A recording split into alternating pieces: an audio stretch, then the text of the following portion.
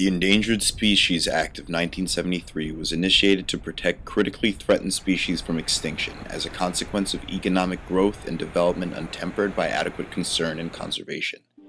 Today, all 7 species of sea turtles existing around the world are listed under the Endangered Species Act. Sea turtles have existed for more than 100 million years. However, their natural advantages have been dramatically affected as a result of human activities over the recent years. Oblivious industrial developments as well as increases in marine pollution have destroyed crucial habitats that are integral to the longevity of the species.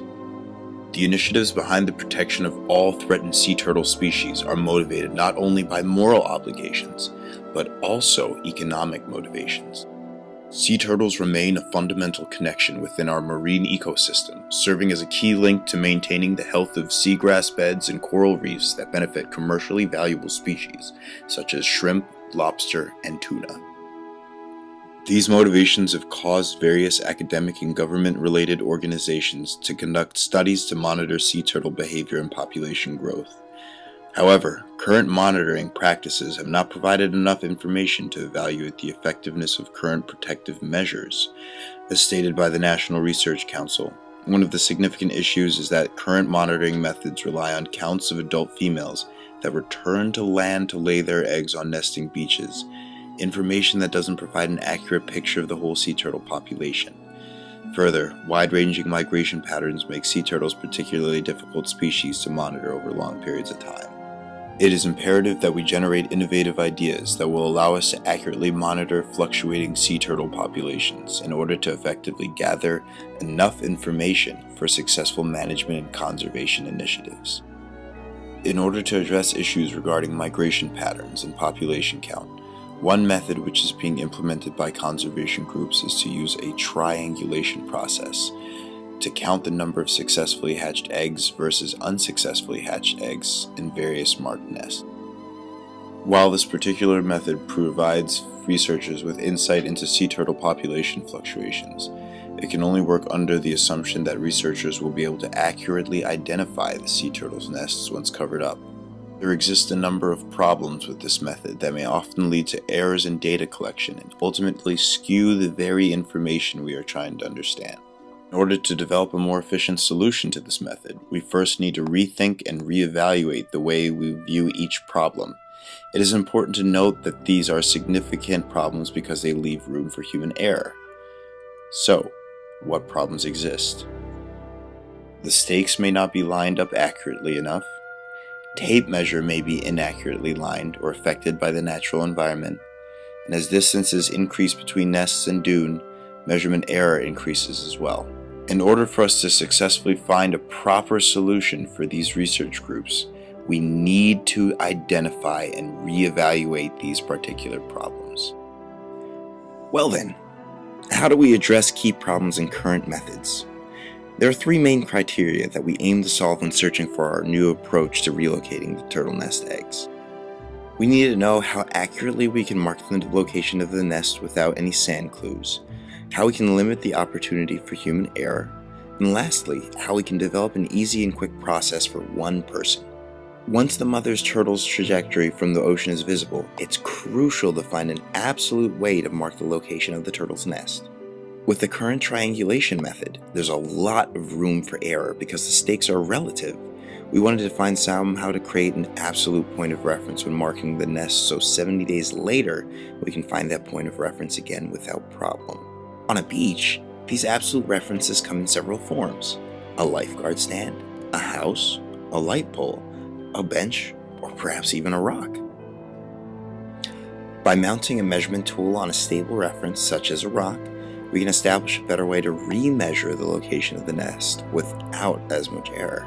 From there, we wanted to address the issue of human error. How can we minimize the chances that we quote-unquote mess up? What we can use instead of measuring tape is a laser beam. A laser beam eliminates the problem of needing to be pulled taut or being blown by the wind. With these solutions in mind, we tried to expand our brainstorming by looking at a problem through a different lens. Land surveyors and astronomers provided us with the best results. With a laser beam, a similar pull incorporated into our distance measurement would be perfect. In astronomy, the dioptra, a measurement tool from the 3rd century and a later land surveying tool, when fitted with protractors, meets our needs of measuring horizontal and vertical angles to determine the position of our laser beam perfectly. The resulting components address the key issues of current measurement and methods that brings us one step closer to a quicker, easier nest locator. So, how exactly would we find our turtle nest with this new solution? Preventing ambiguity is the core of any solution to this problem. If we could set the exact GPS coordinates accurate to the inch, we would. This is beyond the scope of a GPS's precision, however. So, we came up with a solution using our laser pointer. The solution here is based on spherical coordinates to uniquely identify where the nest is. On the day someone finds the nest, a mount is set up on any stable surface in the area, whether that be a lathe guard chair or a nearby fence. A laser is then attached to the mount and pointed directly at the top of a post held above the nest on each location at the beach. The Z and X axis angles that the laser is pointed off from are then recorded. A couple of months later, after the eggs hatch, all the people looking for the eggs have to do is set up the laser with some calibration angles as before, and then find where to stand such that the laser hits the top of the post. So what components would be best for this project? Let's start with the laser. Our choice fell on the core original green laser pointed by Wicked Lasers. Now let me tell you about this laser. With the core's negative feedback sensor system, we get the same stunning beam from the second you turn it on until the last second of battery power.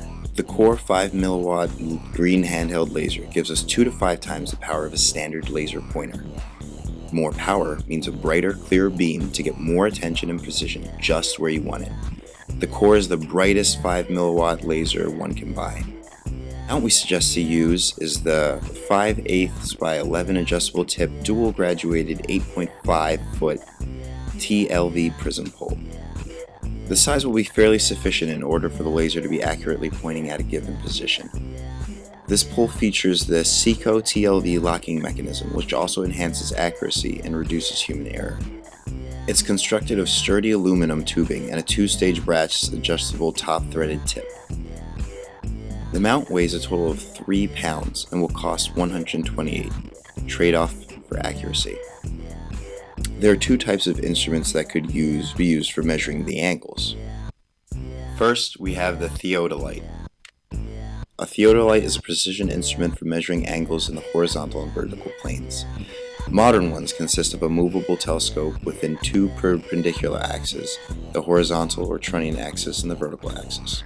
When the telescope is pointed at a target object, the angle of each of these axes can be measured with great precision, typically to second of arcs. Alternatively, we could use the dioptra, which was described before. Fitted with protractors, it could be used to measure angles. The dioptra is a less accurate instrument, but much cheaper. It hasn't really evolved since it was first used and is still used nowadays. The system could cost anywhere between $1,200 using the theodolite or $250 using the dioptra option. Since expense is also a consideration, we would recommend starting with the dioptra option. In conclusion, by taking a closer look at the core problems with current methods of relocating turtle nests, we were able to create an innovative solution by addressing reference point problems and measurement problems by using some tools we learned in class. By looking at the problem through a different lens, we were able to use land surveying and astronomy as a point of inspiration and guide our search for tools that were easily integratable into the turtle nest locating efforts. Our new solution of using dioptra-like positioning tool mounted to an absolute reference point with a laser beam and distance sticks provides a quicker, tech-savvy, and simple way of relocating turtle nests, helping us keep track of the sea turtle populations. You're very welcome, turtles. We'll take better care of you now.